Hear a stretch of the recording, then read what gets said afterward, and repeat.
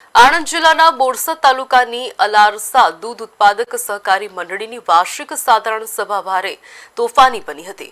મંડળીના તત્કાલીન ચેરમેન અને વર્તમાન બોરસદ એપીએમસીના ચેરમેન અશોક મહિડા તેમજ તત્કાલીન નિયામક મંડળે નવા મકાનના બાંધકામ પેટે કોન્ટ્રાક્ટરને કામ શરૂ થયા વિના જ ₹20 લાખનું એડવાન્સ પેમેન્ટ ચૂકવી દીધું હતું। આ મામલે હોબાળો થતા કોન્ટ્રાક્ટરે ₹8 લાખ પરત કર્યા હતા, પરંતુ બાકીના ₹12 લાખ આજ દિન સુધી જમા ન કરાવતા સાધારણ સભામાં સભાસદોએ ભારે આક્રોશ વ્યક્ત કર્યો હતો। આ કથિત કૌભાંડ બદલ સભામાં સર્વાનુમતે ઠરાવ પસાર કરીને અશોક બૈડા સહિત નિયામક મંડળના 11 સભ્યોને સસ્પેન્ડ કરવાનો અને તેઓને બોનસ જપ્ત કરવાની ઐતિહાસિક નિર્ણય લેવામાં આવતા સહકારી આલમમાં ભારે ખળભળાટ મચી ગયો છે।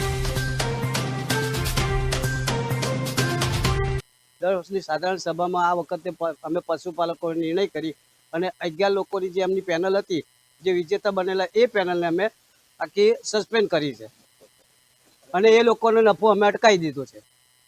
જ્યારે અમારું એક પશુ દવાખાનું તોડી નાખ્યું છે અને એનો કાટમાળનો કોઈ હિસાબ નથી આપતા અમને।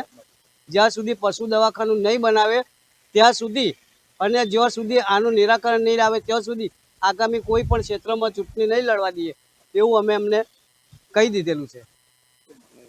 અમારી એવી માગણી છે કે સમયસર અમારે એક વહીવટદાર નિમણૂક થઈ જાય અને ₹12 લાખ અમને પરત આપે, પશુ દવાખાનું અમને બની આપે એવી અમારી સભાસદોની માગણી છે।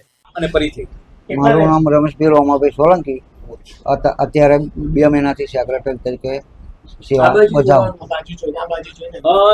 જે ગઈકાલે દૂધ મંડળની સામાન્ય સભા મળી હતી, વાર્ષિક શું ઠરાવો કરવામાં આવ્યા? જે અમારી સાધારણ સભા મળી ગઈકાલે, એની અંદર નિયામક મંડળના 11 કમિટી સભ્યોને સસ્પેન્ડ કરવા તથા તેમનું બોનસ જપ્ત કરવાનો ઠરાવ સર્વાનુમતે મંજૂર કરવામાં આવ્યો।